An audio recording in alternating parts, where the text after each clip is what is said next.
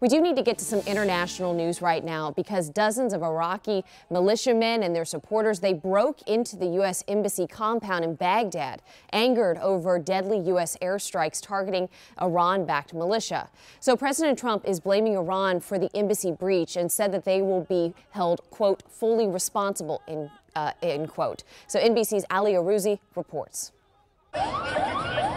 Iraqi Shia militia supporters have broken down the U.S. Embassy gate door, stormed inside the compound as gunshots and sirens ring out and fires have been set. Now, earlier in the day, hundreds of protesters and Iran-backed militia fighters had assembled near the U.S. Embassy in Baghdad to condemn airstrikes that killed 25 of their fighters in Iraq.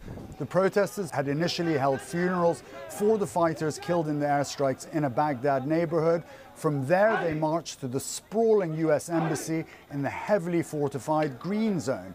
Initially, protesters shouted "Down with the USA," hurled water bottles, smashed security cameras around the compound, and hung yellow militia flags on the walls of the embassy. It now appears the situation has taken a much more violent and serious turn. An Iraqi security source tells NBC News that guards inside the embassy have used tear gas grenades to try and prevent the demonstrators from moving towards the main buildings inside the compound.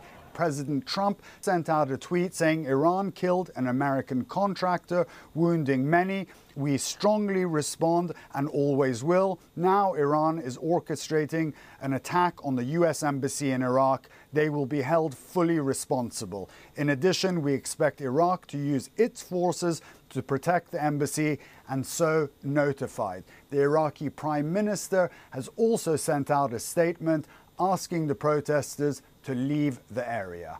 Ali Arouzi, NBC News, London.